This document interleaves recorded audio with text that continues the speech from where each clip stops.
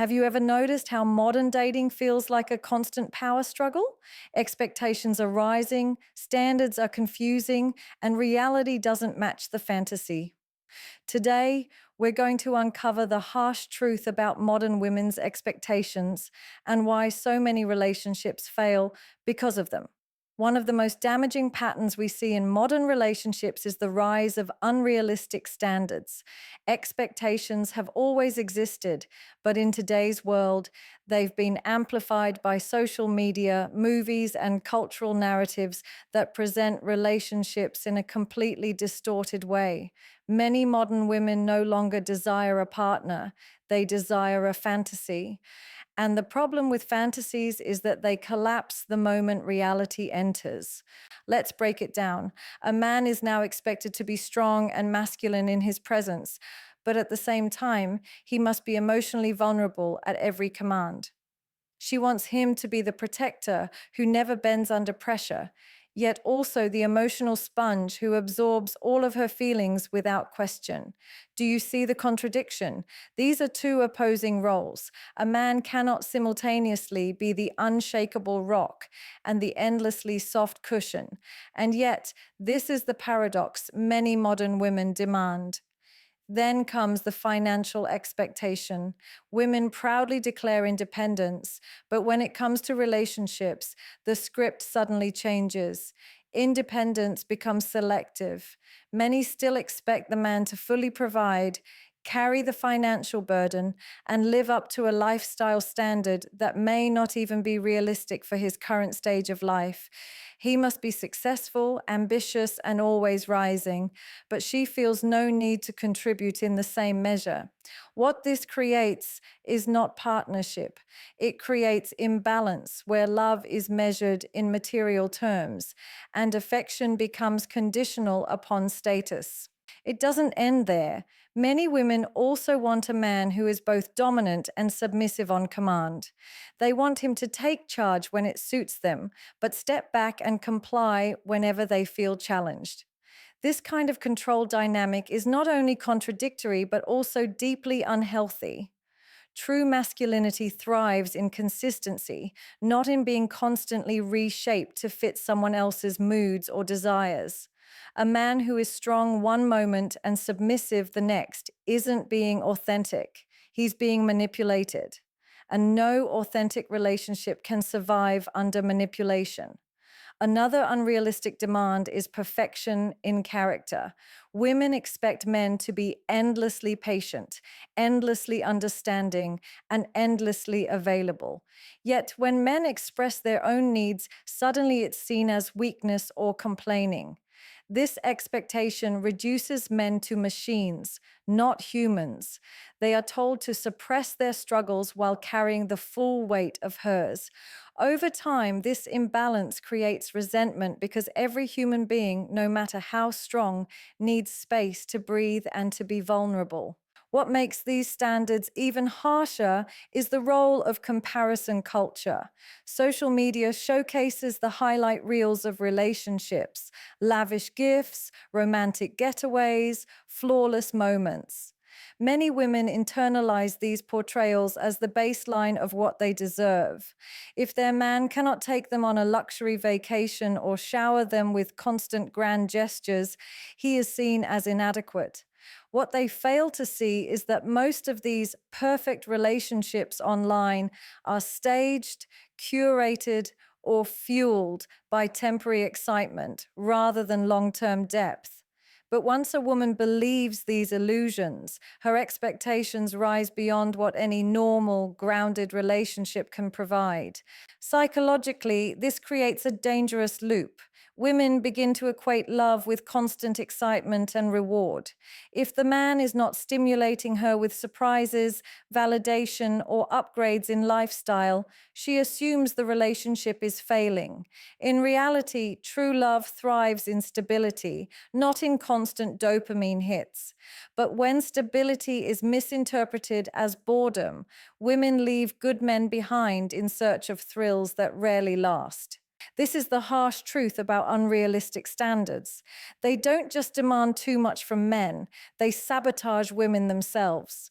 Because the higher and more contradictory the standard, the smaller the pool of men who can meet it.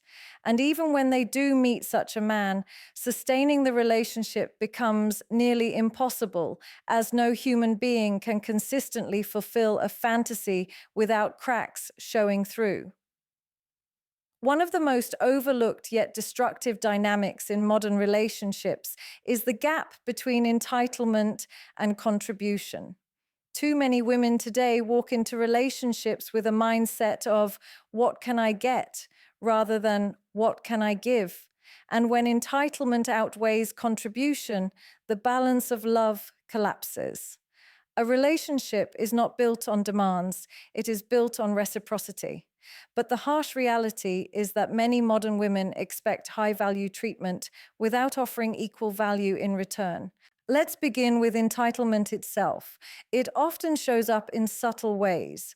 A woman may expect her partner to always pay for everything, to initiate every plan, to provide constant reassurance, and to take full responsibility for the emotional climate of the relationship. In her mind, these are not privileges, they are rights. The problem is that when love turns into entitlement, appreciation disappears. She no longer sees his efforts as gifts, but as obligations. And once gratitude is gone, respect soon follows. Contribution, on the other hand, is about what you bring to the table. Respect, loyalty, kindness, emotional support, nurturing, and peace. These are the currencies of a healthy relationship. But many modern women have abandoned this role under the guise of, I don't need to prove myself. They want the rewards of commitment without the responsibilities that come with it. They want to be cherished like queens, but without embodying the qualities that inspire a man to treat them that way. This imbalance is especially clear in the area of financial provision. Many women say they want a man who earns six figures, who can maintain a certain lifestyle, who will always be the provider. Yet, when asked what they offer in return, the answers are vague. I am the prize, or my presence is enough. This thinking is dangerous because it reduces a relationship to a transactional model where only one side is investing tangible effort.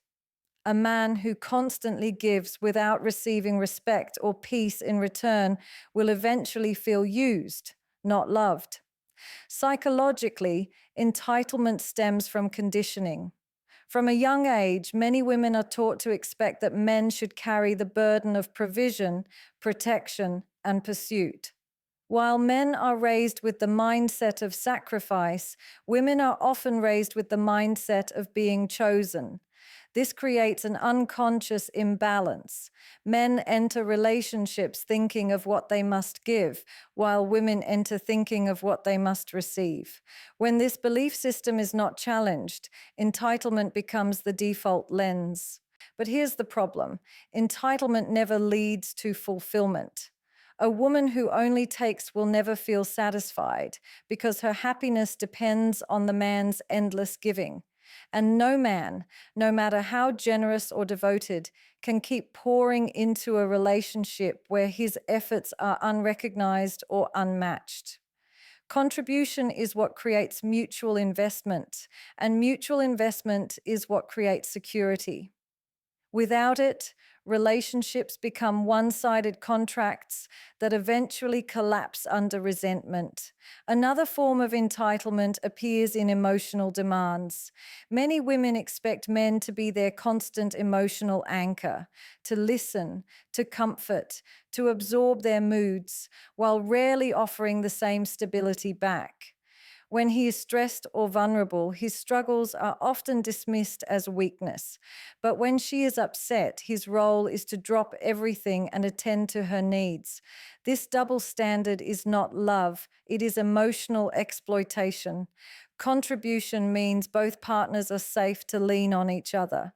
Without that, the relationship becomes draining for one side and convenient for the other.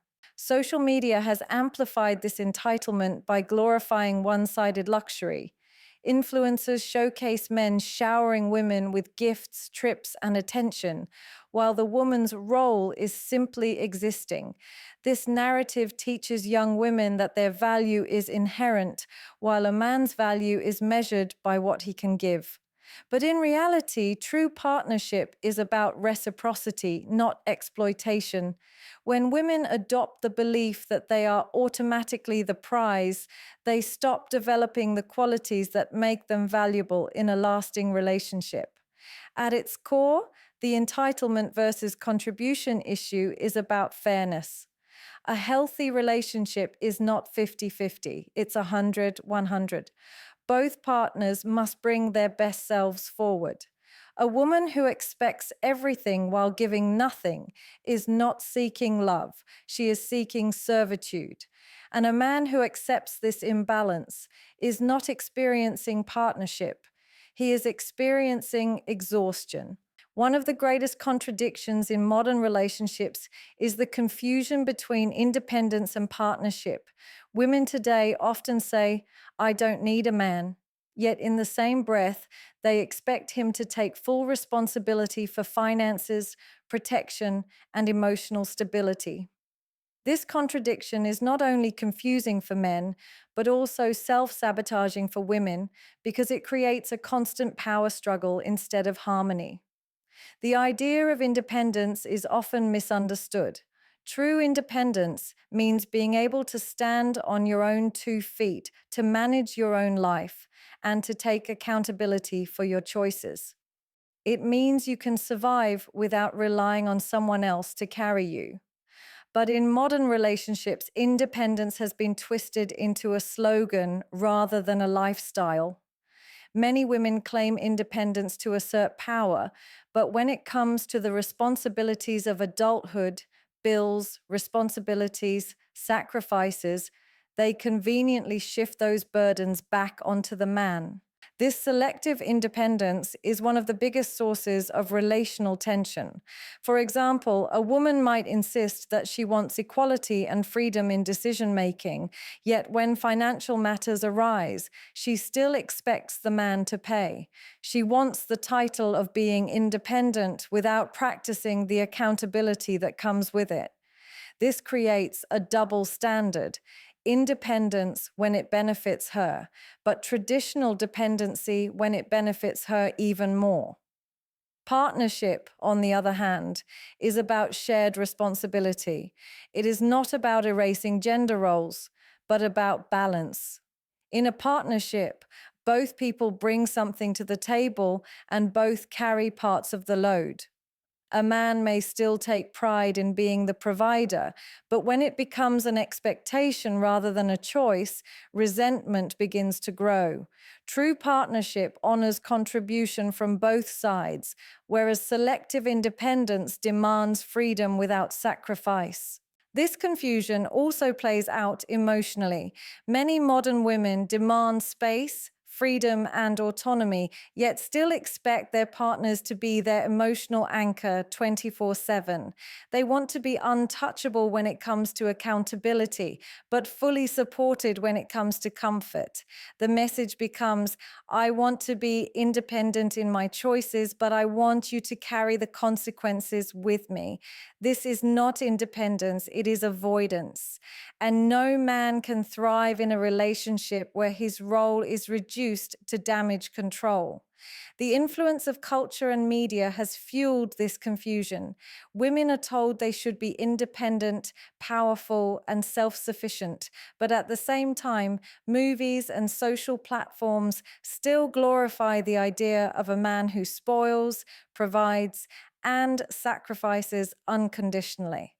These two messages collide, leaving women chasing two opposite ideals: the independence of doing everything alone and the luxury of being fully provided for. The result is dissatisfaction because no relationship can fulfill two opposing demands.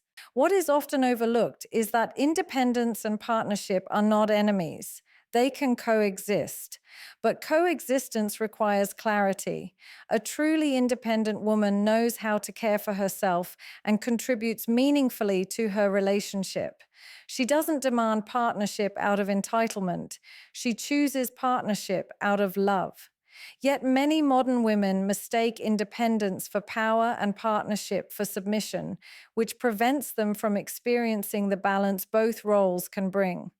This confusion also harms intimacy. Men thrive when they feel needed. If a woman constantly pushes the message that she doesn't need him, he begins to question his place in her life.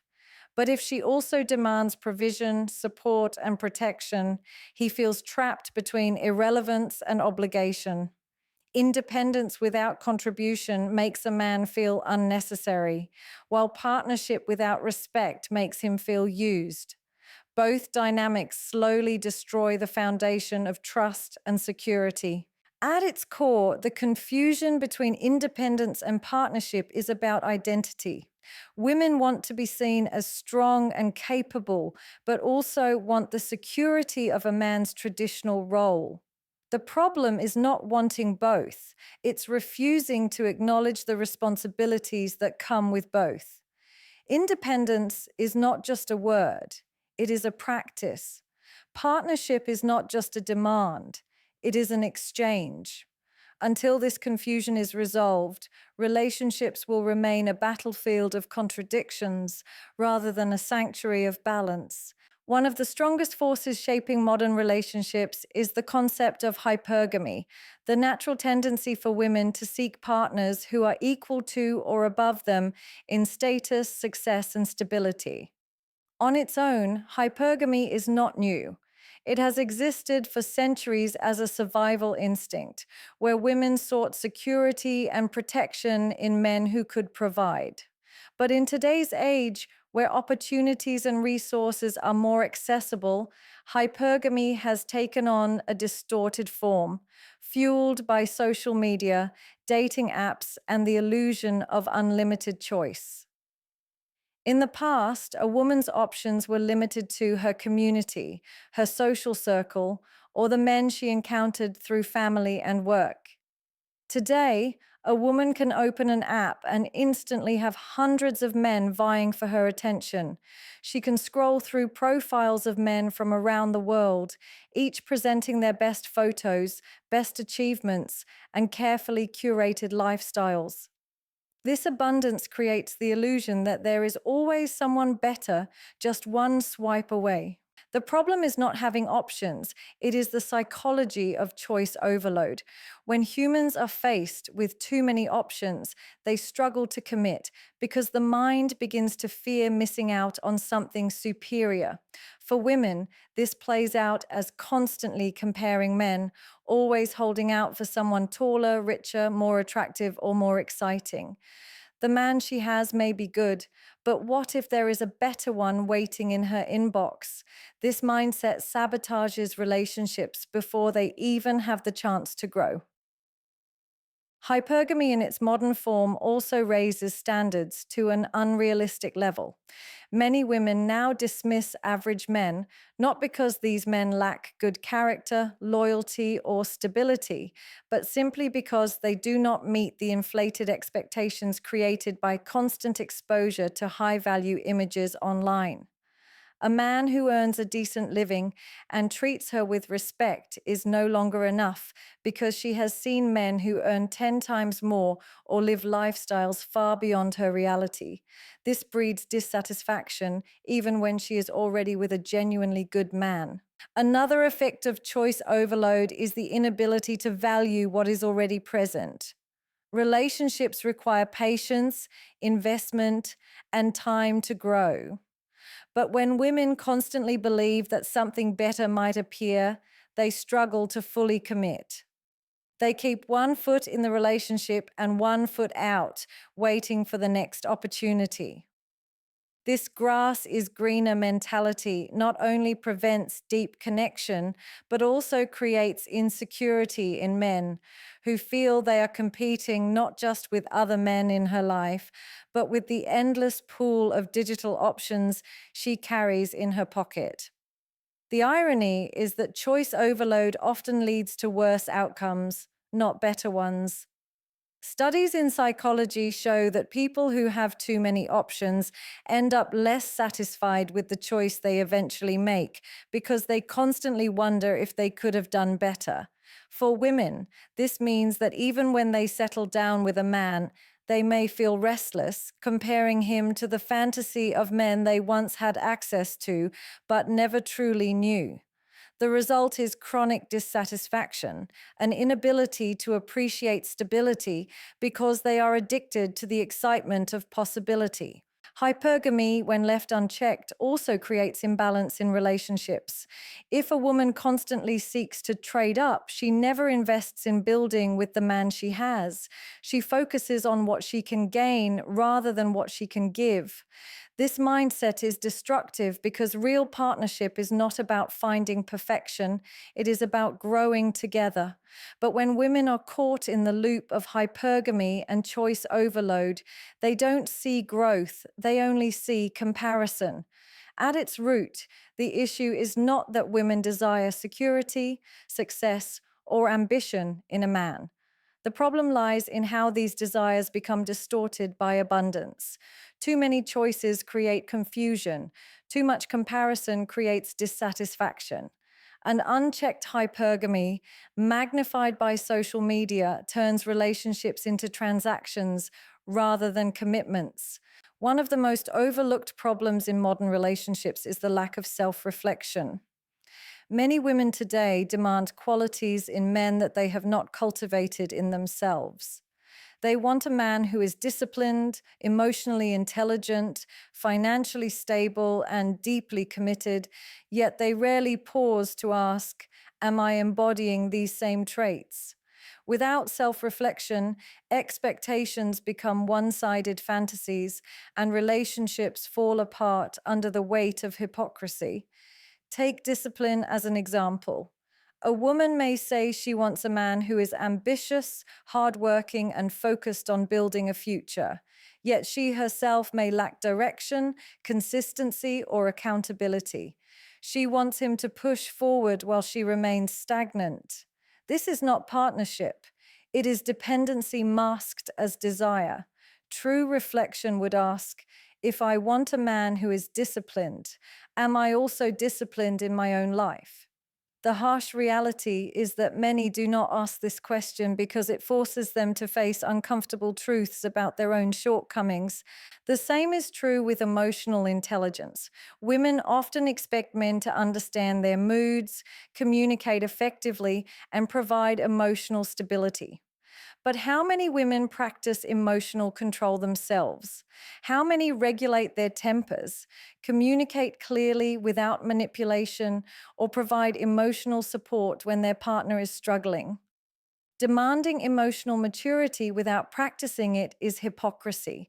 It creates a relationship where the man is pressured to perform emotionally while she excuses her own volatility as just being a woman.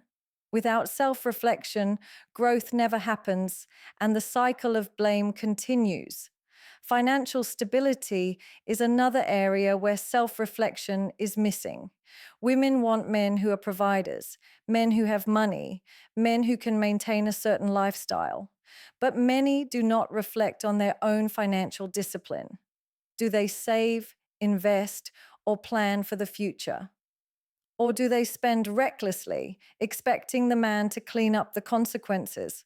Wanting a financially stable man is not wrong, but demanding it while offering financial chaos in return is unfair. A relationship cannot thrive when one partner builds while the other drains. This lack of self-reflection often leads to projection. Instead of addressing their own weaknesses, women project those demands onto men. For example, a woman who lacks confidence will demand a man who constantly validates her.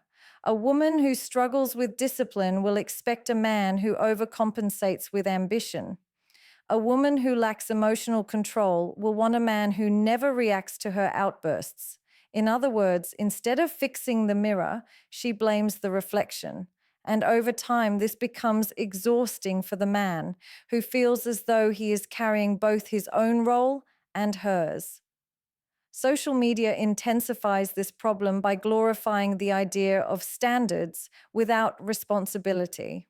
Women are encouraged to write long lists of what they expect in a partner: height, income, personality traits, lifestyle habits, yet almost no one asks them to write a list of what they bring in return.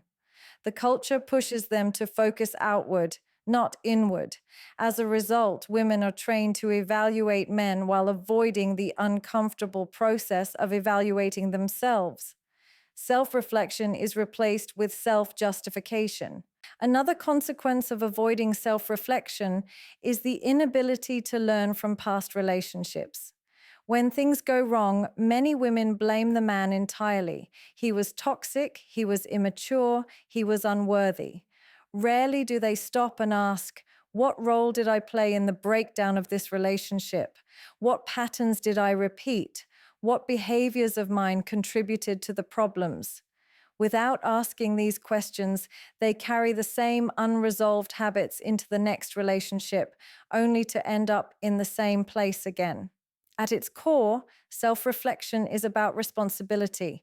It requires humility to admit that the standards you set for others should also be the standards you live by.